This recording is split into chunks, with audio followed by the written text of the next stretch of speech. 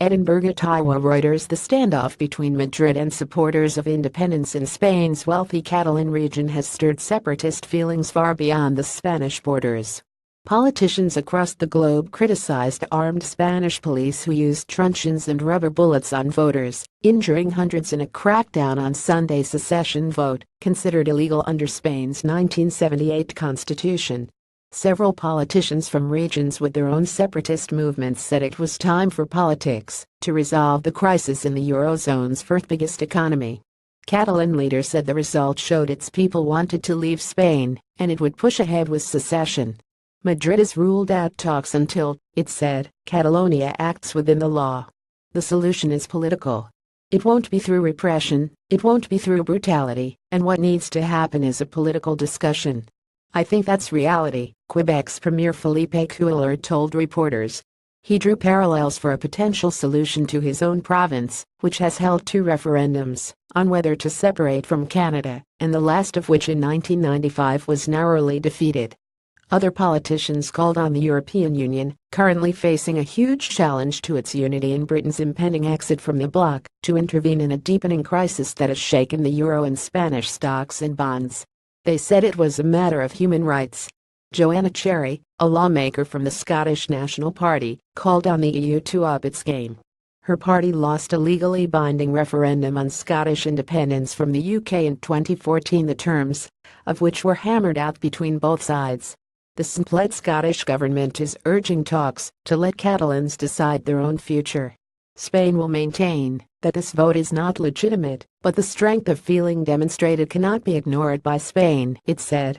Matt Carthy, European lawmaker for Irish nationalists Sinn Féin, whose aim is to unite British-run Northern Ireland with the Irish Republic, called the EU a shower of utter hypocrites. The EU has ignored a vicious assault on EU citizens in Catalonia because they had the audacity to vote, he told fellow European lawmakers in an emotional-charged speech. We are told the EU stands for peace, democracy and human rights.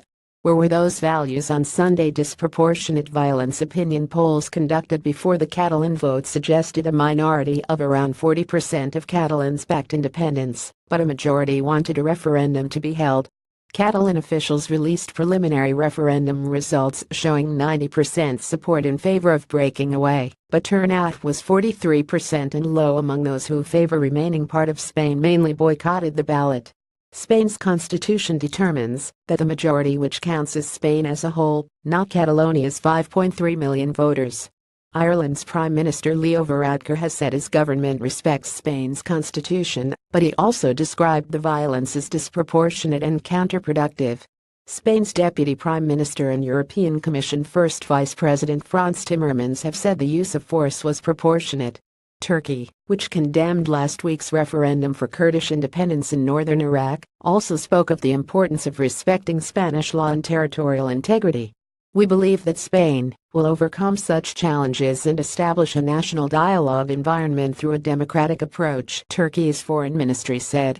In Serbia, officials accused the EU of double standards by refusing to recognize Catalonia's vote and at the same time supporting the independence of Serbia's former province Kosovo.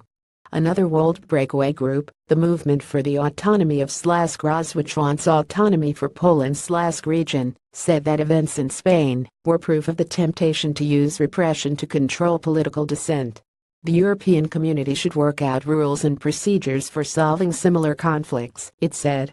Its indifference with respect to the forceful repression of aspirations of Catalan people for self-rule will be interpreted as a sign of weakness and will deepen the confidence crisis that many Europeans feel towards EU institutions.